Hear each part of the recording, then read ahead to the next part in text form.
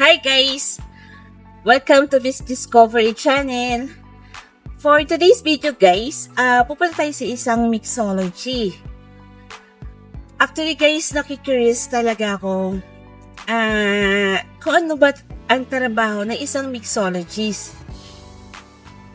So tara, samahan niyo ako at sama-sama nating i-discover kung ano ang trabaho ng isang mixology. Okay guys? Hi sir! Hello! Hello! Hi guys! Andito na siya. Kasama na natin si mixology. Okay guys, let's go! Hello! Hi, mga madlang people! Hi guys! Nandito po tayo ngayon. Kasama natin si Mr. Sus, ang ating mixology. Hi Hello. Mr. Sus! Hi! Kamusta kayo? So, gagawa tayo ng onting tutorial para sa trains and si Geraldine ay tatanungin ako sa mga personal life.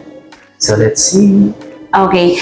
Guys, bago magsimula si Mr. Sus sa kanyang kung ano man ang ipapatikim niya sa atin. So, ano lang naman, konting background lang kung paano nagsimula si Mr. Sus. Sir, yan ba talaga trabaho mo as a mixology? Ano ba yung mixology? Kasi kami medyo nakikurious kami kung ano ba yung mixology. Mixology is same ng bartender. So, kami yung gumagawa ng menu at saka nag-implement sa usually sa mga bar.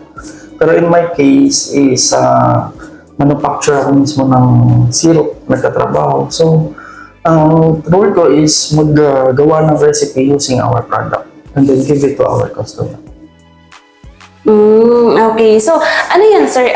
Syrup o pwede rin siya na alak or ano po? Yes, alak. Actually, ang syrup minimix siya sa alak and sa cocktail and mocktail. Opo. And then, magagamit mo rin siya sa coffee syrup kung may coffee syrup din. So, it depends on anong preference mo. Pero in my case is, nagtitimpla rin ako ng alak. Gagawa rin ako ng mocktails kasi dito sa UAE, most of the restaurants are dry. Okay. So, May pagkakaiba ba yung mixology tsaka yung barista? barista is commonly for coffee. Okay. So, yung mixology, pwede siya sa coffee at saka pwede rin siya sa alcohol, ganon? Same sila, pwede siya. Ang barista is nagagawa rin naman ng summer drink or mocktails. Pero ang mainly focus ng barista is sa kape. So si mixologist or bartender is, ang mainly focus na is sa may mixing. Okay. Mixing siya. Mixing. Siya. Pero both of them, maybe may knowledge. Hindi lahat, kagaya ko. Pati akong barista. Pero may knowledge ako sa pag-mix. Okay. Pero ang priority ko is kape. So ngayon, nandito na ako as a mixologist. So ang focus ko na is sa mixing. Hindi na sa kape. Bago ka ba maging mixology, kailangan ba may certificate ka ba or kailangan nag-aral ka ng mixology? Paano ba yun? Hindi. Actually, dito sa UAE, especially dito sa UAE, hindi naman sila naghahanap ng certificate or what. Ang kailangan nila is experience. Okay. So, experience. Pero hindi ko alam sa other countries. Siguro pagka sa UAE, meron mga certificate, siguro. Pero in my experience, hindi naman sila naghahanap. So parang, pwede niyo po ba kami sampulan ng kung paano niyo ginagawa yung na yan? A basic recipe, sure. Magagawa tayo ng passion fruit. Passion fruit mocktail. So, Sige. i-layer Pwede na niyo po lang. bang ipakita kung paano niyo ginagawa? So, meron kami ditong citrus mix. Citrus mix is our lemon juice, pero it will last for 1 month if it's close. And then 12 months if it's Okay. So, 1 matagal. month if it's open, 12 months pagka-close. Okay. So, at least matagal po yung ano niya, duration niya. Yes, Pag na-open kasi- na yung ano niya. Ginawa namin to is kasi ang usually sa mga bar, mayroon silang wastage ng lemon juice. Kasi pang fresh lemon juice, it will last only for 3 days. Hindi mo na siya pwedeng magamit. So si Citrus Mix is Good for 1 year. Dinevelop namin siya. So pagka binuksan mo, maglalas siya ng 1 month. And if it's closed, sealed, 1 year. So, kailangan ng storage niyan. Room temp. Room temp. Yes. Okay. So, in this case, hindi na rin sila mahirapang mag-squeeze ng fresh lemon juice. So, yan. Then next is ang ating passion fruit crush. Nakakatawa dito.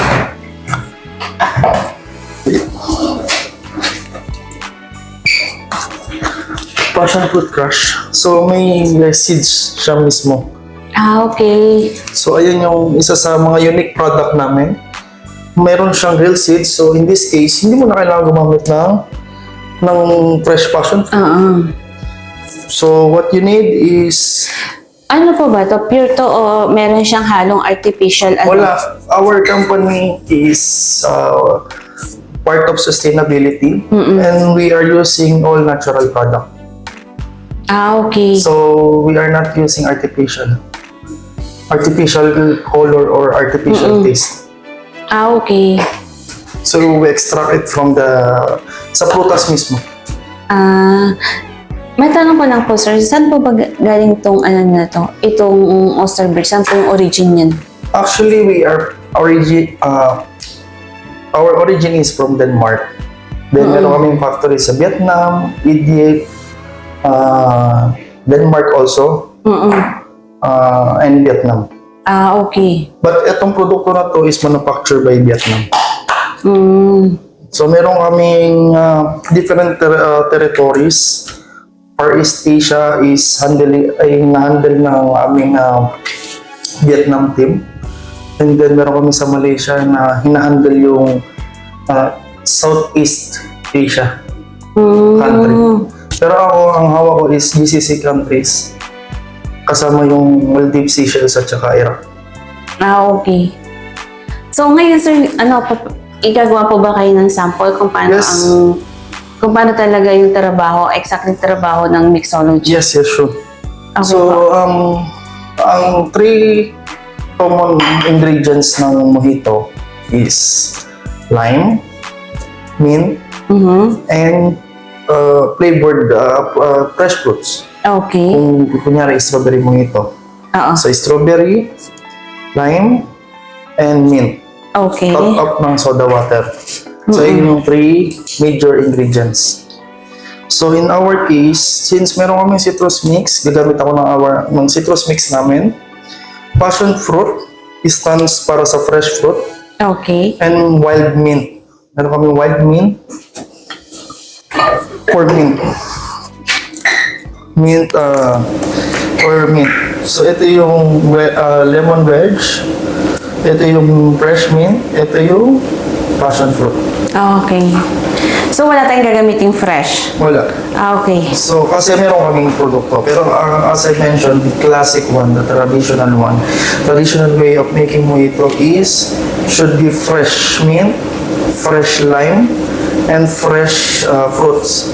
Okay. Muddle it, tsaka mo isa-serve sa serving glass, then top up ng soda. Okay. Pero in our case, kasi meron kami nitong produkto na to, so ayun ang gagamitin natin. Okay, sir. So, judge mo kung anong lasa niya. Sige po. Sige.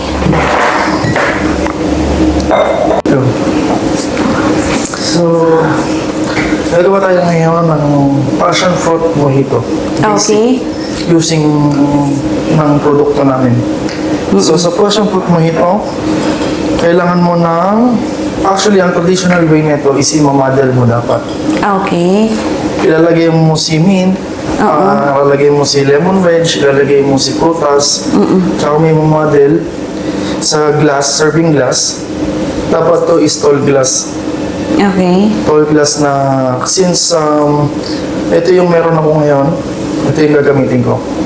Kasi Okay. mamadel mo siya dyan, tsaka mo lalagyan ng ice, crush ice, tapos top up ng soda. Yun yung Sir. traditional. Ayun yung classic. Classic. Tawagin. Classic. yan. Okay. So, Classic way. pero ngayon, hindi ganun ang Hindi. iyan natin. Gagamitin natin yung product namin. Sige. So, mag-ice shake tayo. Okay. Gagamit tayo ng ice shaker. So, kailangan mo ng 20 ml ng citrus mix. 1, 2. So, ang isang pump So, is equivalent by 10. By 10. Okay. Then, kay wild mint, 15 ml to 20 ml. So, gamit tayo ng 20.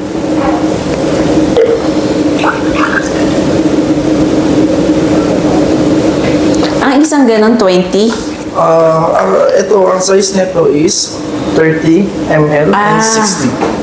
Okay. So, hindi ko siya pinunok. Hanggang dito ko lang siya inano. Then, 50 to 60 ml na aming passion fruit crush. Okay.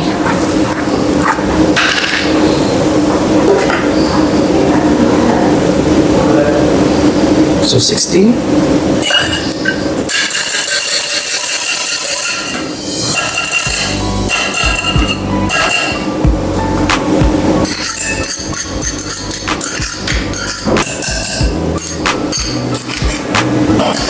And then, ice.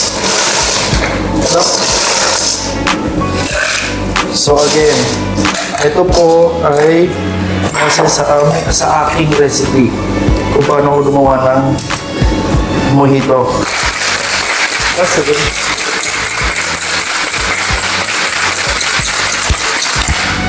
gusto kong i-highlight ang aming produkto.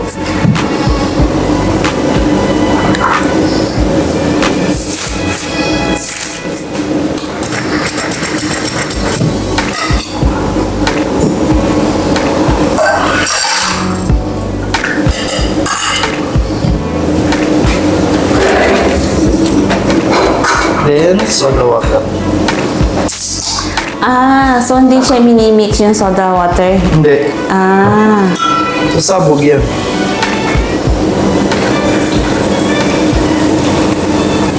Wow. Then, garnishan mo na lang siya ng lemon, mint. So, sa loob ng 1 minute, nakagawa ka na ng mojito. Ang bilis. Guys, ang bilis, no? Wow.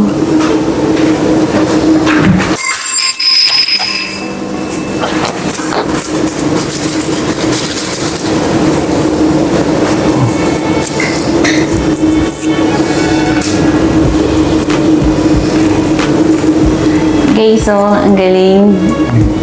Less than a minute. 1 minute. 5 seconds. Guys, so, ang cute niya. Ang ganda. Diba? Ganun lang kabilis. Ganun lang kabilis ang ginawa. Ngayon, guys, titikman naman natin ang lasa. Eto na. Judge na natin siya. Haluin mo muna siya. So, yan.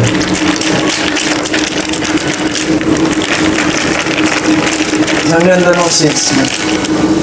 Kita-kita mo yung seeds niya.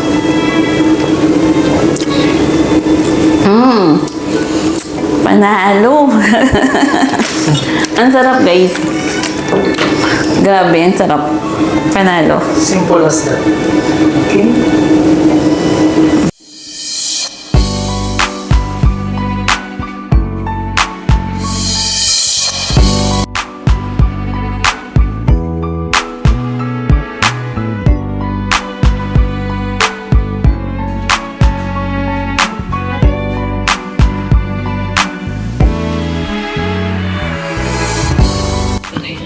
Okay guys, another recipe again from our product.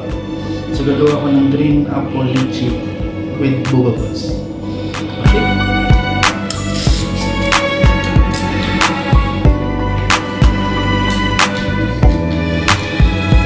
Then,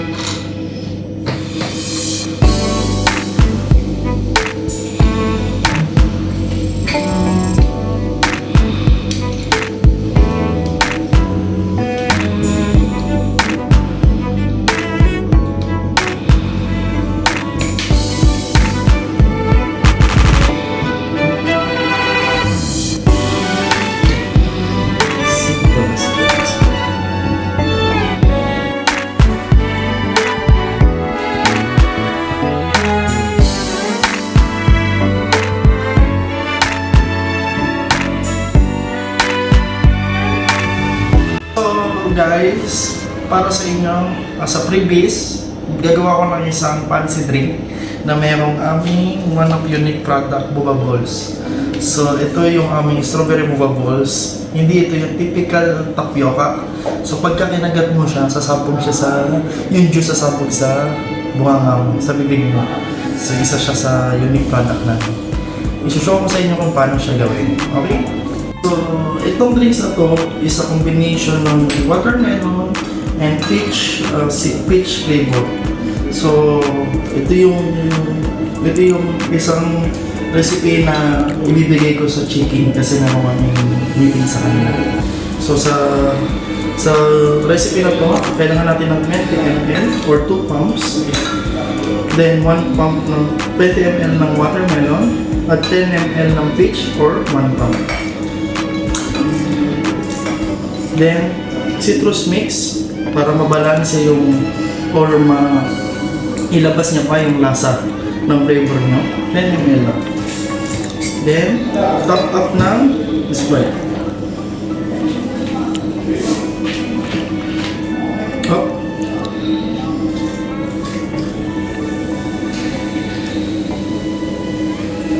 At sa uli, itong Boba Balls. So, 30 ml lang or 3 scoop.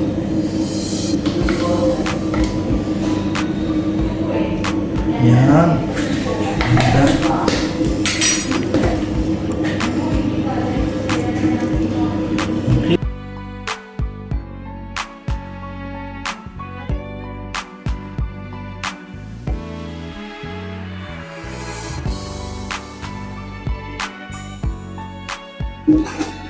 Hello sir, thank you so much for this opportunity. Pero bago tayo mag-close, meron lang po akong mga konting katanungan na lang. Sure. Okay. So mga ilang taon niya na pong ginagawa yung mixology? Actually, nag-start ako sa kumpanya na to 1 taon pa lang. Last year. So, pero as same field, 8 years na.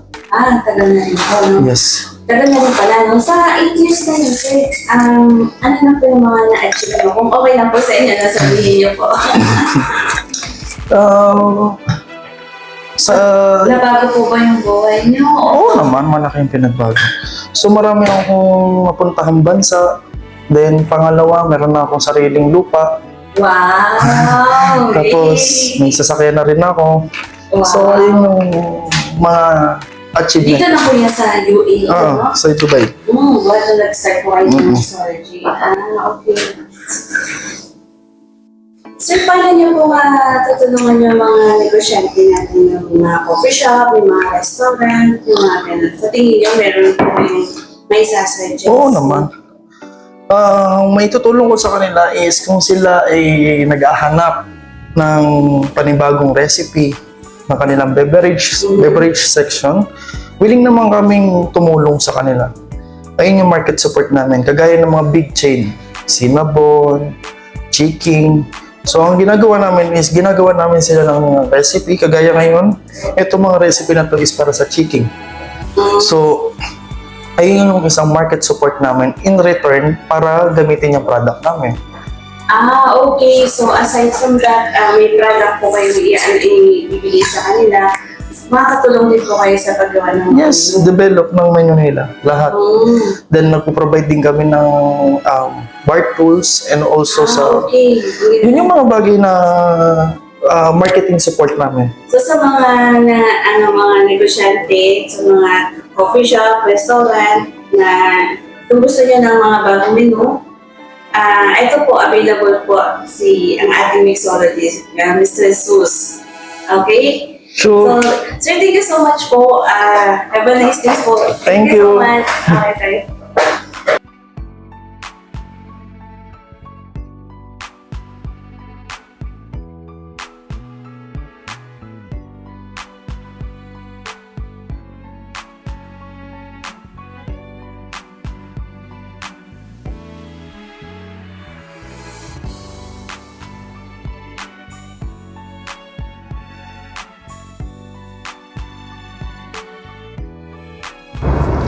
Hi guys! Ayan, tapos na tayo at na-interview na rin natin, nakausap natin si Mixology. So, mabait pala siya, no? So, nagpapasalamat ako kasi pinagbigyan niya tayo para makausap siya. At the same time, nagawa pa siya ng mga drinks o mga samples para ipakita sa atin kung ano talaga yung kanyang trabaho. Diba? So, ang swerte naman natin at napagbigyan tayo ni Mixology. So, yung message niya para sa mga may business, like coffee shop, restaurant, kung kailangan nyo daw po ng bagong menu, especially this coming summer. So, ayun, kontakin nyo po si Mixology kasi matutulungan po niya kayo para magawan niya kayo ng bagong menu para sa inyong restaurant, especially this coming summer. So, malaking bagay po yun kasi ang hirap kasi minsan mag-change ng menu, mag-isip ng menu kung ano ba ang maganda. So, ayan. So, nandiyan po si Mixology sa lahat po ng mga may restaurant and coffee shop. Kontakin nyo lang po siya. So, guys, sana meron kayong natutunan sa video ko na to. And don't forget to subscribe and follow my YouTube channel so para maging updated kayo sa mga susunod pa na mga madidiscover natin. So don't forget guys, Miss Discovery para sa mga susunod nating video. Okay guys, thank you. See you.